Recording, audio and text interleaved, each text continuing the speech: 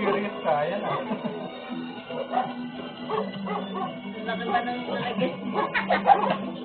Tawag pa ka na yan.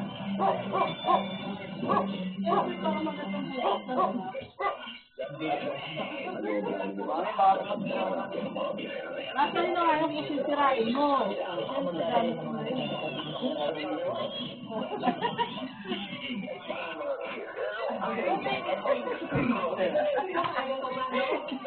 Labi na video ang gagawin. Kaya pala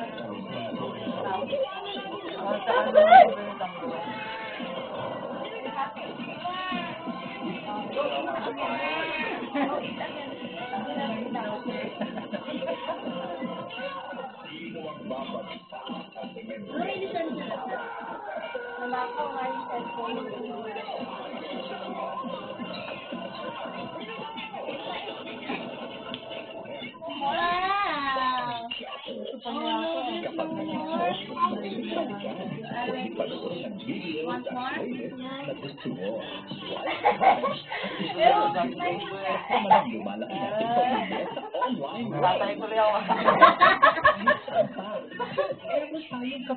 tatay ka?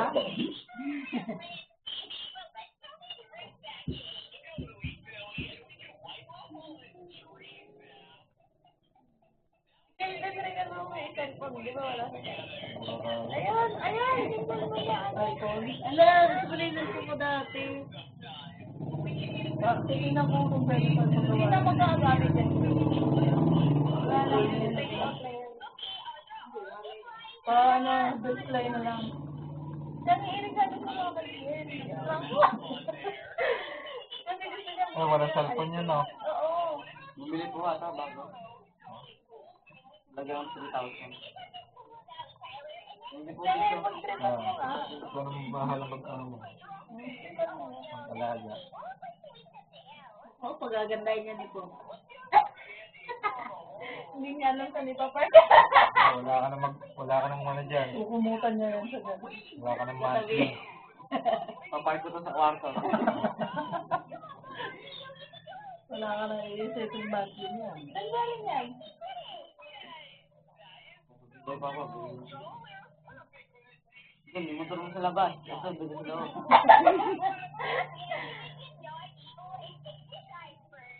Hatid kita? Ako, kung sino lang dadalhin ko, ito lang kaya regalo. Diba, mga ka... Ay, bike ako? Kasi dito, ginagamit ko si Ra lagi. Huh? Okay, dito. Try the new Palmolive Natural. Me too. Kasi daw, ako daw. Panas ka pa dyan, ha? Suman. Try now. Wala pa nga eh.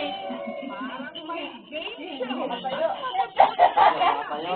Baka may tayo sa pagod ka, baka may tayo. Nakaipot na. Ang tila, kaya kay Kuya Will.